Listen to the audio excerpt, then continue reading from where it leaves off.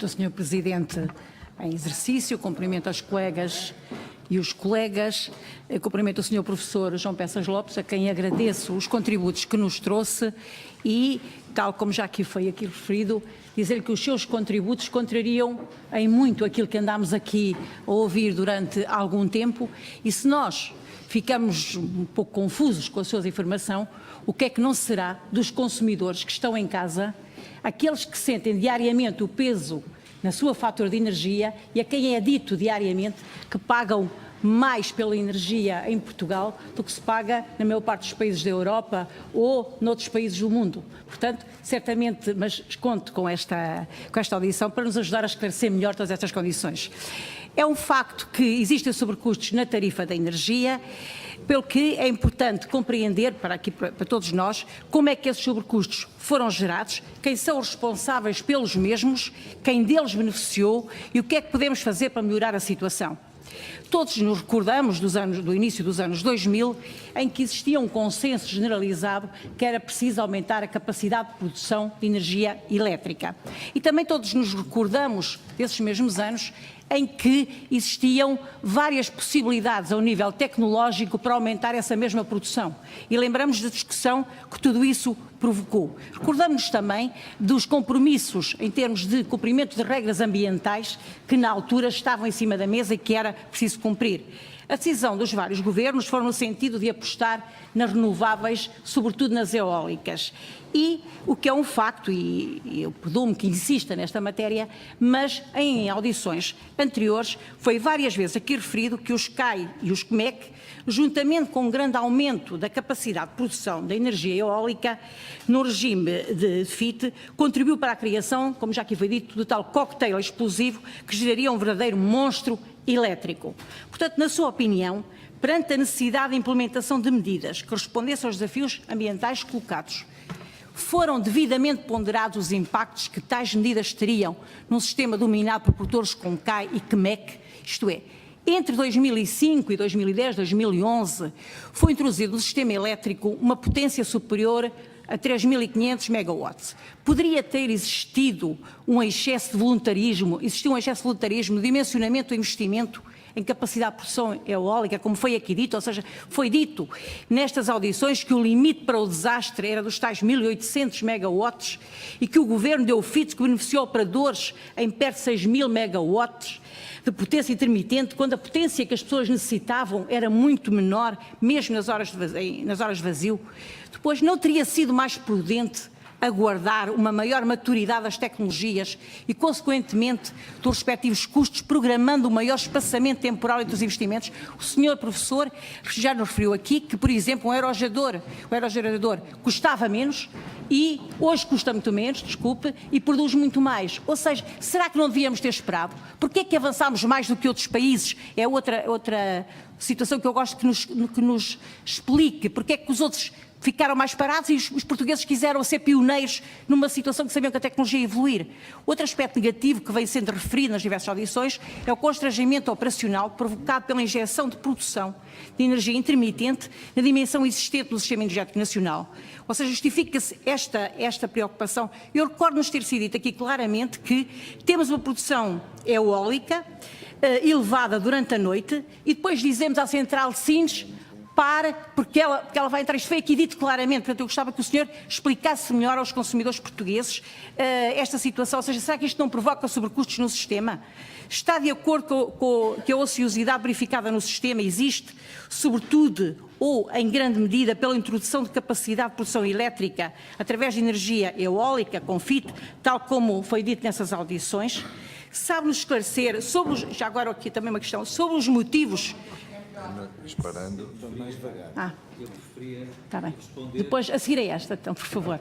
Sabe-nos esclarecer sobre os motivos que levaram à não consideração da produção de energia em centrais de biomassa para satisfazer as necessidades projetadas?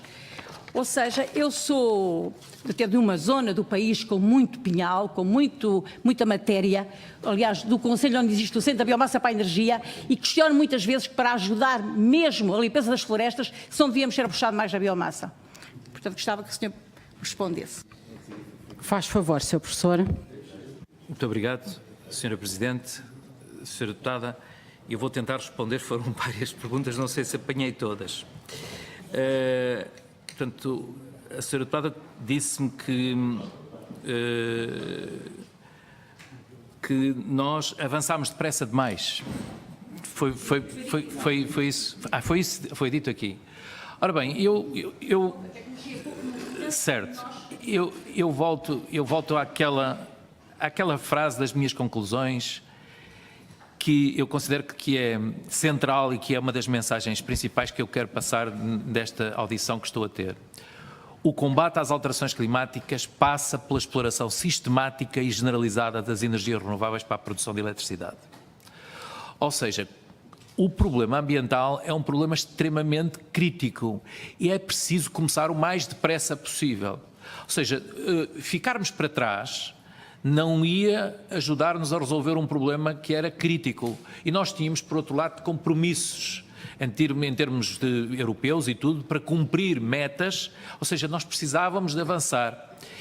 E o facto de termos avançado permitiu colocar-nos na liderança, em termos europeus e até mundiais, daquilo que se faz em termos de integração da produção renovável e com isso ganharmos um grau de conhecimento que hoje utilizamos a nível científico, que transportamos, somos capazes de transpor para a indústria, transformamos esse conhecimento em valor e com isso vamos aumentar a capacidade da indústria portuguesa de exportar produtos de alto valor acrescentado, promovemos o emprego qualificado, portanto, eu acho que a solução que adotámos e contextualizando, portanto, no momento em que decidimos avançar, as tecnologias que exploravam fontes de energias renováveis tinham já um nível de maturidade suficiente para podermos avançar.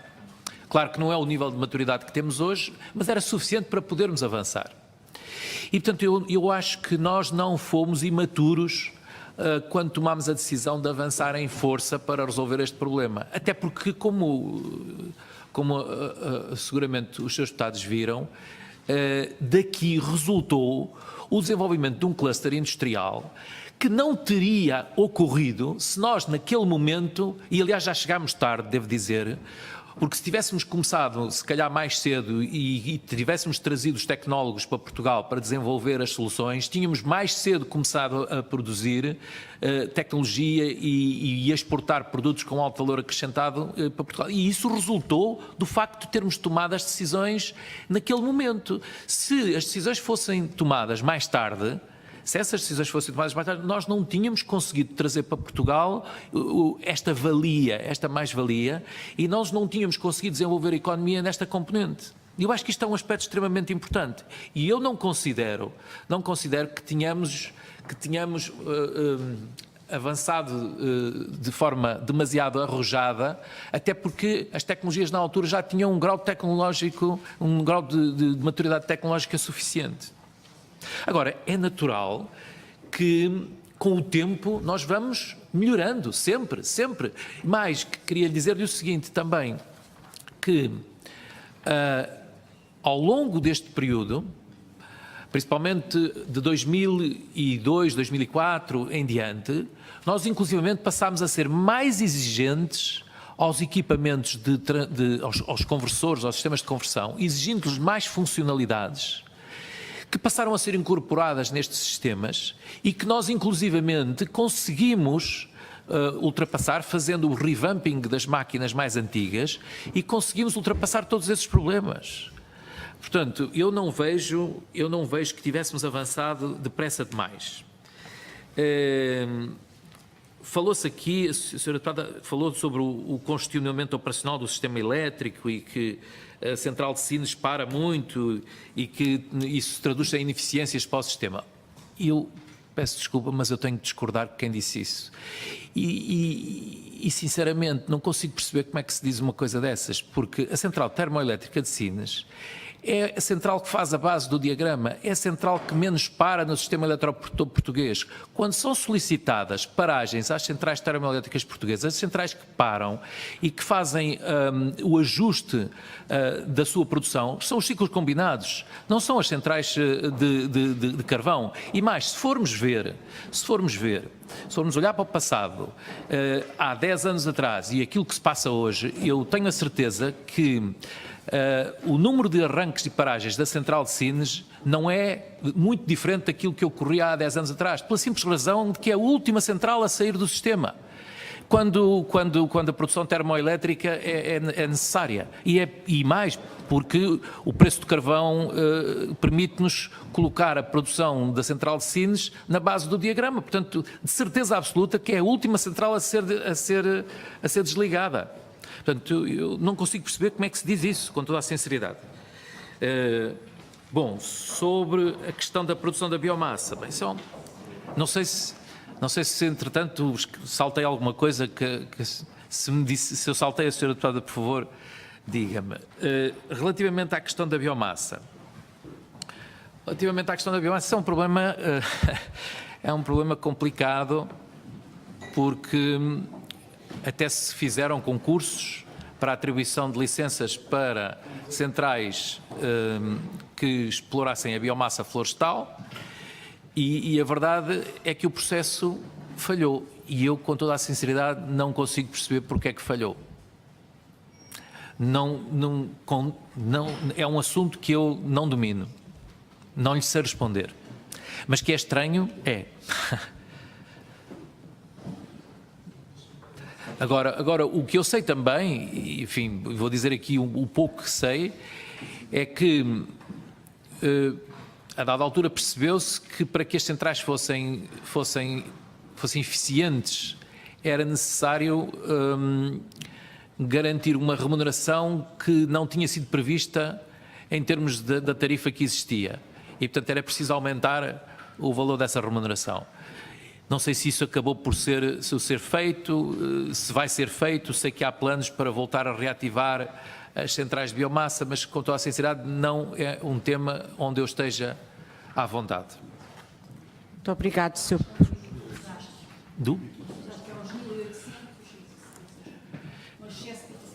Continuo a dizer, Sra. Deputada, eu não consigo entender onde é que foram encontrar esses números, porque, mais uma vez, a prática da exploração do dia-a-dia do sistema eletroprodutor português revela que não existe desastre nenhum. Portanto, o sistema é operado e já aqui referi, já este ano houve várias horas consecutivas que o sistema eletroprodutor português operou única e exclusivamente com produção renovável, e não houve desastre nenhum. Mas fala-se muitas vezes que, se desligarmos a central de Sines e as centrais a carvão, que o sistema não vai ser capaz de operar. Não é verdade. É verdade. Querem estudos de segurança de abastecimento, o tal relatório da monitorização da segurança de abastecimento, o RMSA, que a Direção-Geral de Energia publica regularmente, e que eu julgo que a última versão é de 2016 e está a ser feita uma nova versão, prova que é possível satisfazer a procura à hora de ponta sem centrais a carvão.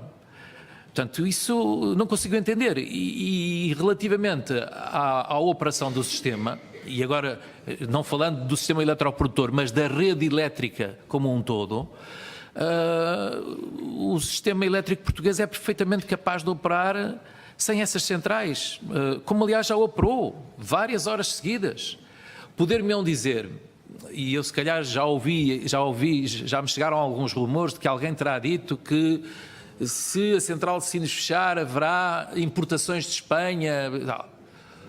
Certo, correto. Há importações para alimentar os consumos do sul do país, eventualmente, mas em mercado não é isso que se passa, porque uma coisa é o fecho do mercado e outra coisa é o fluxo de potência e o fluxo de energia no sistema. Ou seja, o que eu quero dizer é que o mercado português vai continuar a alimentar os seus consumos.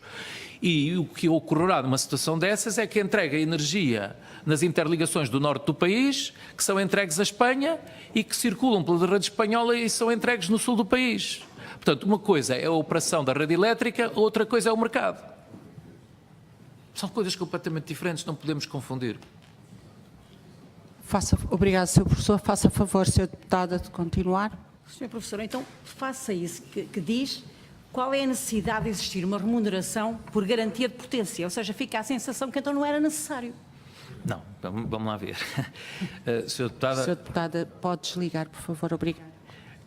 é preciso continuar a remunerar a potência pelas razões que eu identifiquei ao longo de todo o meu depoimento, ou seja, nós temos que ter uma reserva de backup para fazer face às situações de avaria, às situações de inexistência do recurso renovável e já aqui referi que a particularidade do sistema eletroprodutor português ter uma componente hidroelétrica significativa de per si exige a necessidade de um certo volume de reserva.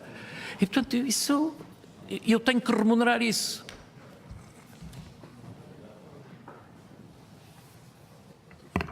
Sim. Portanto, ainda no início dos anos 2000, estamos bem recordados, existia um grupo de especialistas que assinaram um manifesto em defesa da opção do nuclear para Portugal. Vamos admitir que, como raciocínio, que os governos não tinham avançado com as eólicas e tínhamos ido para o nuclear. O senhor há bocadinho referiu que o armazenamento hidroelétrico não surgiu com renováveis e também existia no nuclear. Mas eu pergunto-lhe, portanto, qual, na sua opinião, isto é, se tivéssemos optado por essa opção, se essa opção teria conduzido ao mesmo incremento da capacidade ociosa, considerando os CAI e os CMEC existentes? E será que podemos concluir que um dos aspectos mais relevantes para o nível de custos com ociosidade que temos no Sistema Elétrico Nacional é a evolução verificada no consumo de energia, que foi inferior ao que na altura se previa em 2004, isto é, uma menor procura? Não percebi essa parte. Sra. Deputada, peço desculpa. Se podemos concluir que um dos aspectos mais relevantes para o nível de custos com ociosidade que temos no Sistema Elétrico Nacional é a evolução verificada no consumo de energia, que foi inferior àquilo que era previsto em 2004. Faça favor, Sr. Professor, para responder. Muito obrigado, Sra. Presidente. Sra. Deputada, agradeço-lhe a pergunta que me coloca e queria dizer-lhe que eu acompanhei essa discussão aqui há uns anos atrás e, inclusivamente, também estive envolvido nessa discussão com paixão e devo dizer que essa não era seguramente a opção que interessava a Portugal e já o disse aqui por razões técnicas e económicas. E começo logo pelas razões técnicas. Na altura falava-se na possibilidade de instalação de uma central nuclear que envolvia uma potência de 1600 MW, que são as centrais do tipo EPR, que são aquelas que neste momento estão a ser construídas e que não têm tido grande sucesso em termos de tempo de construção, portanto têm resvalado em termos dos tempos de construção, mas isso é outro problema. Agora, o que eu lhe posso dizer, Sra. Deputada, é que eu fiz na altura um exercício em que estudámos um pequenino sistema com 10 unidades de 400 MW, ou seja, 10 ciclos combinados de 400 MW, e substituímos 4 dessas unidades por uma unidade de 1600 MW e admitimos que o risco de avaria de cada uma delas era de 1%, o que é um valor manifestamente baixo e que, relativamente a uma central nuclear, seguramente que é superior. Ora bem, se fizéssemos uma análise de risco, ou seja, de risco de não satisfação da procura por avaria deste equipamento, e eu creio que os senhores deputados todos percebem isto, eu tenho um equipamento de grande dimensão, se este equipamento avariar, eu tenho que ter capacidade de substituí-lo. Portanto, ou seja, o que é que acontecia? Se isso acontecesse, o risco de termos um sistema com 10 unidades de 400 MW, quando comparado com termos um sistema com 6 unidades de 400 MW e uma unidade de 1600 MW, era 10 vezes superior. O que significa que então teríamos que, para termos uma situação que garantisse um risco semelhante, nós tínhamos que investir mais 3 vezes em mais 3 unidades de 400 MW. Ou seja, seguramente que nós tínhamos caminhado para uma situação de maior capacidade ociosa no sistema eletroprodutor português. Portanto, ainda bem que não seguimos esse caminho. Mas há outro, mas há mais. Há mais. E eu recordo-me, na altura, de ter eu próprio feito esses estudos de simulação dinâmica, que seria o de haver uma avaria súbita dessa central nuclear de 1.600 megawatts, o que significava a saída de serviço intempestiva desse equipamento de 1.600 megawatts. E o que acontece quando 1.600 megawatts saem de um sistema, e sendo que esse sistema faz parte do sistema interligado europeu, todas as unidades do sistema interligado europeu vão contribuir para compensar a saída de serviço dessa máquina. O que é que isso significa?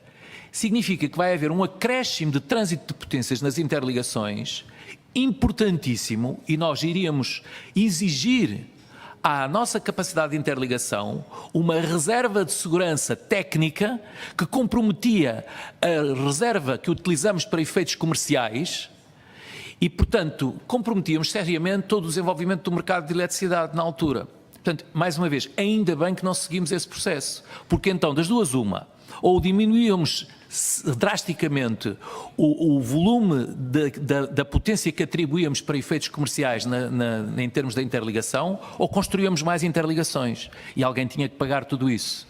Portanto, ainda bem que não seguimos esse caminho, para além de, enfim, haver problemas com aumentos de perdas, a necessidade do desmantelamento da central no futuro, a questão dos resíduos, os seguros, as estruturas de segurança e de vigilância, tudo isso. Portanto, nós não tínhamos capacidade para seguir essa opção.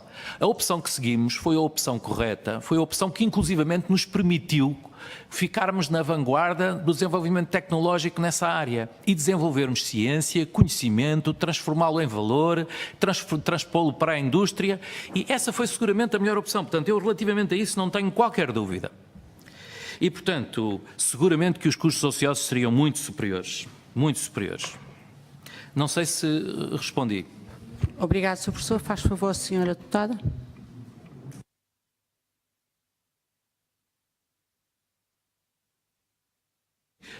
Bom, é um facto que a evolução da procura não foi aquela que era esperada. Portanto, com a crise, a procura desceu, e efetivamente nós tínhamos uma expectativa de evolução da procura que era maior. É um facto. Bom, mas, Sra. Deputada, deixe-me dizer o seguinte, é uma situação que se vai inverter rapidamente, porque, mais uma vez, como eu disse, o sistema elétrico vai dominar a sociedade e a economia. Nós vamos ter progressivamente um crescimento cada vez maior do consumo de eletricidade. Por exemplo, as caldeiras para aquecimento de águas sanitárias que nós temos em nossas casas, há 10, 15, 20 anos atrás, usávamos gás natural. Hoje é mais interessante utilizarmos um termoacumulador porque acaba por ser mais barato. Portanto, e depois vem aí a outra revolução, que é a mobilidade elétrica. A mobilidade elétrica vai fazer disparar o consumo de eletricidade nos próximos anos. Portanto, ainda bem que estamos preparados para satisfazer o aumento da procura que vai ser crescente nos próximos anos.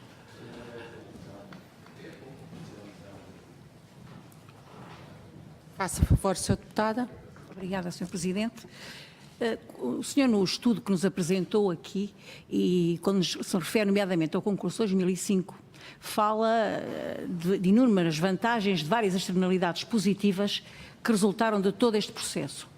Eu gostava que nos explicasse aqui algumas dessa sua opinião sobre alguns factos, nomeadamente o Orçamento do Estado obteve receitas diretas nas várias fases do concurso, se tem a ideia do valor, do impacto das referidas externalidades para o Orçamento do Estado, e também se esses efeitos positivos se refletiram nos consumidores, naqueles que pagam a energia, nos consumidores. Se, tendo-se refletido essas externalidades positivas no Orçamento do Estado, se não teria sido adequado ter possível uma transferência proporcional para o sistema tarifário para a redução dos custos com a pré. Por outro lado, caso todos os fatores mencionados fossem devolvidos ao sistema elétrico, por parte desse Orçamento de Estado que teve essa receita, qual seria o impacto no valor do quilowatt-hora médio da eólica? Depois, na sua opinião, os produtores... É difícil. Se os produtores de eólica beneficiaram de facto daquilo que são as rendas excessivas, E como compara os preços das eólicas em Portugal face aos outros países da União Europeia? O senhor há bocado já referiu em parte, no entanto continua aquela questão, nomeadamente no que se passa com Espanha e com a alteração de rentabilidade que temos aqui entre um país e o outro. Posso responder? Sr. Presidente, posso responder? Faz favor. Sr. Deputado, muito obrigado pelas questões que me coloca. Ora bem, relativamente aos impactos, em termos inclusivamente de externalidades positivas do concurso, eu, com toda a sinceridade, a única que eu encontro, e assim de repente, é o resultado de, no âmbito do concurso, haver um fundo de apoio à inovação no valor de 70 milhões de euros, que, portanto, acabou por ser um financiamento dos promotores privados ao desenvolvimento da investigação científica em Portugal nesta área. E, portanto, que resultou numa poupança para o Orçamento Geral do Estado, que deixou de ter essa despesa. Exatamente. Portanto, há aqui um benefício que se estendeu por vários anos, e eu julgo que, exatamente. Sim, beneficiou a Fundação Ciência e Tecnologia através de um fundo de apoio à inovação para as energias renováveis, na altura. Os outros impactos que eu vejo são impactos indiretos, são impactos que resultam do emprego, da criação de emprego qualificado, portanto, de contribuições para a segurança social, de impostos que resultaram, IRS, etc. E, portanto, quando a senhora deputada me diz, mas não seria os sobrecustos, ou uma parte dos sobrecustos que depois resultaram serem transpostos para o Orçamento Geral do Estado, eu não podia estar mais de acordo, aliás, já o disse. E eu sou favorável a uma solução em que uma parte dos custos das políticas energéticas seja transposto para o Orçamento Geral do Estado, porque são benefícios que resultam do desenvolvimento desta política. Exatamente.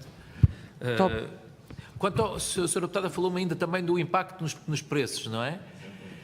Eu aí tenho dificuldade em dar-lhe uma resposta cabal e substantiva, com toda a sinceridade. Aliás, já o manifestei ao longo desta discussão, não é? Eu acho que vamos lá ver. Os mecanismos remuneratórios eram inclusivamente diferentes, se quisermos. Por exemplo, em Portugal nós tínhamos uma tarifa de feed-in simples, em Espanha existia um mecanismo remuneratório em que a remuneração era feita com a remuneração do preço de mercado mais um prémio. E o prémio resultava da tecnologia. Pronto, portanto, logo aí havia diferenças, mas o que eu diria é que as diferenças não eram muito grandes. Aliás, mais uma vez continuo a dizer, nós estávamos com as remunerações que então praticámos através das tarifas feed-in muito alinhados com aquilo que existia a nível europeu. Eu não tenho esses dados comigo, com toda a sinceridade, não fiz essa análise com detalhe, mas a ideia que eu tenho era essa. E que existiam inclusivamente remunerações superiores, por exemplo, a Alemanha, as remunerações eram superiores, a Itália eram superiores e provavelmente haveria outros países onde eram inferiores, mas, portanto, não estavam em linha, estavam dentro da gama aceitável de remuneração. Senhora deputada, para concluir, por favor. O senhor professor refere que o valor do IVA tem um impacto determinante no valor da energia em Portugal. Ainda dos impostos tem. O IVA dos impostos. Sabemos que no caso do IVA ele resultou até do memorando da Troika e que, portanto, foi imposto. A questão está, se tivéssemos... temos também a questão que ainda recentemente aqui foi referida das taxas dos audiovisuais, temos uma série de situações que oneram o preço da energia. A questão é, no fundo, se nós reduzíssemos alguns desses impostos, será que não beneficiava os consumidores? Isto é uma, e permita-me só já para terminar. Depois a minha grande pergunta e é o pedido da sua ajuda, o que é que podemos fazer? Temos nossos consumidores que pagam mais pela energia em Portugal. O que é que nós podemos fazer para que os nossos consumidores paguem menos pela energia, paguem preços que estejam em sintonia com os preços dos outros países? Muito obrigada, Sr. Deputado. Obrigada. Por responder. Muito obrigado, Sr. Presidente, Sra. Deputada. Eu trago aqui um slide escondido que eu tinha no fim da minha apresentação e que eu tinha aqui só para, se for o caso, deixa-me colocá-lo aqui. E o que eu mostro aqui são os preços de eletricidade para clientes domésticos com todos os impostos, isso é a fonte Eurostat, e em que compara a evolução dos preços e, nomeadamente, faz uma comparação com o preço a IVA em Portugal a 6%, e o preço a IVA, um IVA médio da União Europeia a 17% e um preço a 23%. E, Sra. Deputada, como pode ver, o IVA tem, obviamente, uma grande responsabilidade no valor do preço da eletricidade e da formação do preço final da eletricidade em Portugal. Portanto, não restam dúvidas quanto a isso. Veja-se que em Espanha, que tem um IVA de 21%, mas mesmo assim veja-se que em Espanha tem um IVA de 21%, nós estamos em linha com aquilo que ocorreu em Espanha, ou que está neste momento em Espanha, sensivelmente, mas claramente, se nós trouxéssemos novamente o IVA para 13%, que era, julgo, o valor com que chegou a estar, nós trazíamos o preço da eletricidade para um valor muito mais baixo. E, portanto, isso foi uma imposição que a Troika nos pôs e, portanto, que agora estamos a pagar. Está concluído. Muito obrigada, Sr. Professor.